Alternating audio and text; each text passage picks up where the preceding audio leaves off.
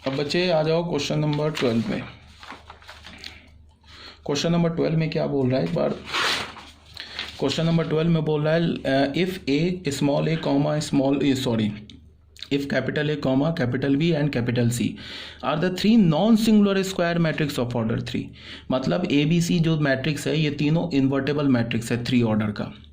Satisfying this equation this तो बोल रहा है कि B माइनस C का डिटर्मिनेंट वैल्यू निकालो।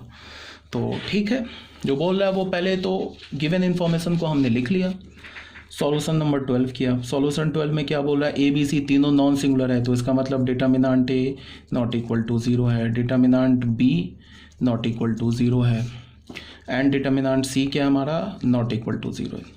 और क्या गिवन है, A square is equal to A inverse है, and B is equal to A to the power 8 है, and C is equal to A square है। ये सब गिवन है। हमें क्या चाहिए, बी माइनस सी का डिटर्मिनेंट चाहिए, एक चाहिए।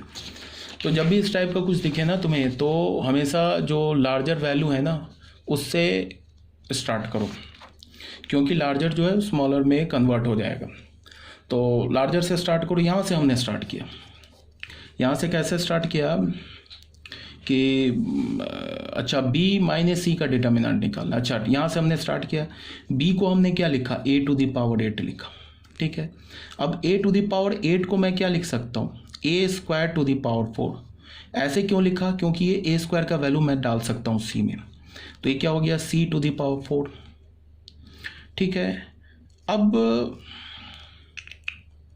एक काम ये हो गया। ठीक है, अच्छा यहाँ दोनों वैल्यू दे रखा है ना, अच्छा ठीक है, ये वाला यूज़ करो,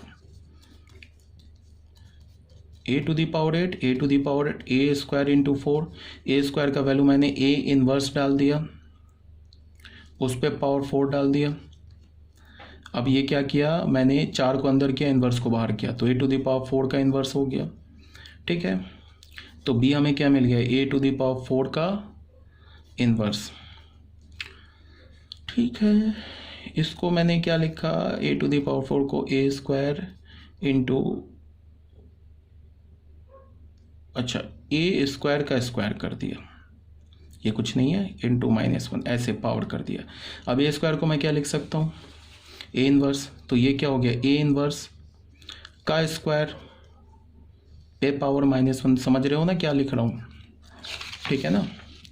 अब बी किसके इक्वल हो गया, ए इनवर्स के स्क्वायर के पावर -1। फिर हमें पता है क्या है, इस 2 को अंदर किया, इन्वर्स को बाहर किया। कर सकते हैं ना कि ए टू दी पावर, ऐसा हमारे पास गिवन है ना, A to the power n का inverse is equal to A inverse का है, ये बता रखा है मैंने। तो फिर मैंने क्या किया, इस 2 को अंदर किया, इन्वर्स को बाहर किया, फिर ये इन्वर्स डाल दिया। तो ये क्या हो गया, ए टू दी पावर 2, फिर ये हो गया ए इन्वर्स का इन्वर्स का इन्वर्स। ये ए पर डबल इन्वर्स, ये ए हो जाएगा, ये ए इन्वर्स क्या हो जाएगा, ए square, A inverse A square किसके इक्वल है, सी। तो फाइनली हमें क्या मिला, बी इज इक्वल टू सी। तो यहाँ से हमें क्या मिला, बी माइनस सी नल मैट्रिक्स। अगर ये दोनों मैट्रिक्स इक्वल है तो डिटर्मिनेंट इसका क्या हो जाएगा, बी इक्वल होगा नल मैट्रिक्स का डिटर्मिनेंट 0। तो हमें क्या मिल गया, determinant of B minus C is equal to 0। ये हो गया हेंस प्रूफ। ठीक है, तो ये हमारा क्वेश्चन नंबर 12 भी प्रूफ हो गया। अच्छा ये कुछ मिसलेनियस क्वेश्चन, ये मिसलेनियस क्वेश्चन नहीं है, एक्चुअली मैंने तुम लोगों को जो होमवर्क में दिया था ना उस क्वेश्चन को मैंने यहाँ पे सॉल्व कर दिया है। तुम लोग शायद डर गए थे इसका, ये देख के सिंबल देख के डर गए थे, ये क्वेश्चन सॉल्व नहीं होगा, बट ये बहुत ईजी क्वेश्चन है। ध्यान से देखो, इसमें क्या दे रखा है कि ये क्वेश्चन मैंने होमवर्क में दिया था, ये भी दिया था, क्वेश्चन नंबर 2 भी होमवर्क में दिया था, और एक और क्वेश्चन है शायद क्वेश्चन नंबर 3, ये होमवर्क में नहीं दिया था, ये 2 तो होमवर्क में मैंने दे रखा है। तो पहले देख लो क्या क्वेश्चन नंबर 1 में। क्वेश्चन नंबर 1 सेज ए, हमारे पास एक 2x2 ऑर्डर का मैट्रिक्स दे रखा है, 10x में दे रखा है, and then let us define a function fx। A matrix दे रखा है, फिर बोला कि एक हमने फंक्शन fx डिफाइन किया। क्या डिफाइन किया, determinant of A transpose into A inverse, sorry determinant नहीं बोल, हाँ डिटर्मिनेंट ऑफ, या फिर इसको ऐसे बोल लो, A transpose into A inverse का डिटर्मिनेंट, इसको हमने fx फंक्शन बोला। Then find the value of this F into F F X. n is greater than equal to 2। इसको देख के बहुत बच्चे डर गए होंगे कि यार ये बहुत ही खतरनाक इक्वेशन लिखा हुआ है, एफ एन टाइम्स लिखा है। बट बच्चे डरने की बात नहीं है, बहुत इजी क्वेश्चन है, देख लो ध्यान से। ये इतना इजी क्वेश्चन है कि इसे सॉल्व करने की भी जरूरत नहीं है, ऐसे ही तुम्हें समझा दूंगा, देख लो कितना इजी है। ए दे रखा है ना डिटर्मिनांट, इसका हमने ए मैट्रिक्स दे रखा है, इसका हमने डिटर्मिनांट निकाला।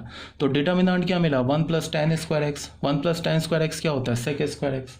अब तुम याद करो जाके 11th क्लास में तुम्हें जो ट्रिग्नोमेट्री पढ़ा है उसमें याद करो, सेक और कॉसेक का जो वैल्यू होता है, सेक और कॉसेक्स का जो वैल्यू होता है, या फिर बोलो सेक एक्स का और कॉसेक एक्स का जो रेंज होता है, रेंज क्या होता है, -∞ टू -1 क्लोज्ड यूनियन 1 to ∞ होता है ना।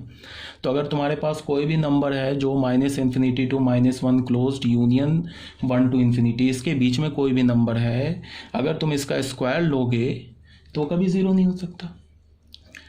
सेक स्क्वायर एक्स जीरो कब होगा, जब सेक एक्स जीरो होगा, और सेक एक्स तो कभी जीरो हो ही नहीं सकता, सेक एक्स कभी जीरो नहीं हो सकता, कॉसेक एक्स कभी जीरो नहीं हो सकता, ठीक है ना, बिकॉज सेक एक्स का और कॉसेक एक्स के रेंज में जीरो है ही नहीं।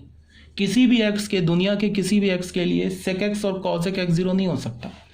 तो इसका मतलब क्या हो जाएगा, ये not equal to zero for all x belongs to domain.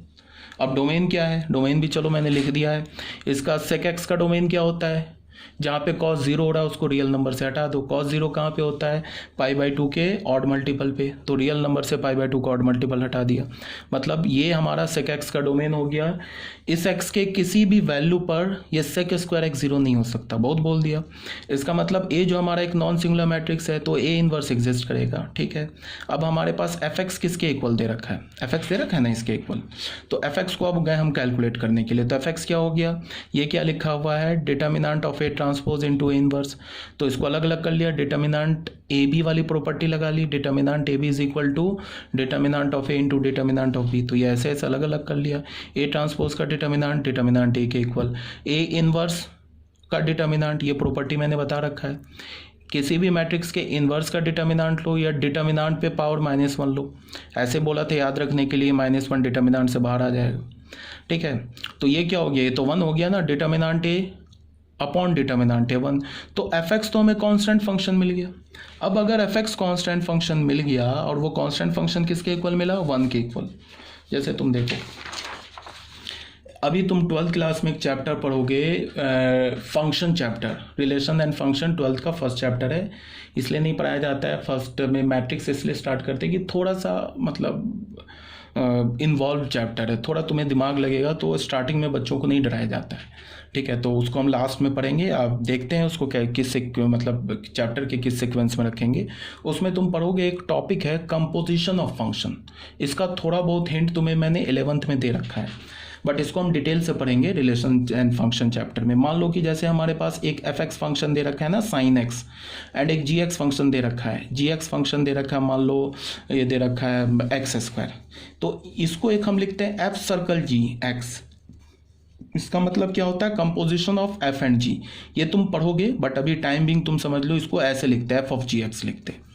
तो f में जी एक्स डाल दिया, जी एक्स क्या है, एक्स स्क्वायर।